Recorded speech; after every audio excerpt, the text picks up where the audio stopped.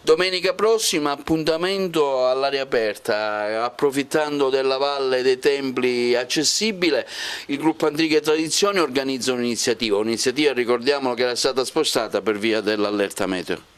Certo, domenica ci sarà bel tempo, almeno speriamo, ma comunque la facciamo ugualmente, quindi ci vedremo alle 9 alla Promenade per fare uno dei consueti nostri giri che hanno la finalità di far conoscere anche i posti più reconditi e quantomeno raccontare delle storie particolari ai numerosi ospiti che intervengono. L'ultima volta eravamo oltre 250, è stata una passeggiata in città, il Tour dei Tre Colli, domenica 5 maggio invece approfittando, come dicevi tu, dell'ingresso gratuito alla Valle dei Templi, visiteremo la valle, aggiungendo poi un pezzo di percorso inedito ai più, sul quale vogliamo mantenere il massimo riservo perché sarà una graditissima sorpresa.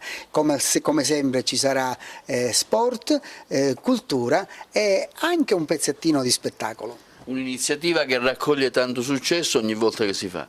Sì, infatti Agrigento Centro Studi è uno sponsor appunto che si appoggia sempre alle iniziative di antiche tradizioni popolari e anche questa volta parteciperà dando un omaggio a ciascun partecipante. Allora, ricordiamo l'appuntamento, quando e dove, chi vuole venire, facciamo un appello. Sì, domenica 5 maggio, ore 9, davanti il bar La Promenade, per trascorrere delle ore piacevoli insieme. Sarà solo la mattina o anche il pomeriggio? No, solo la mattina, sì, dalle 9 fino alle 13 credo.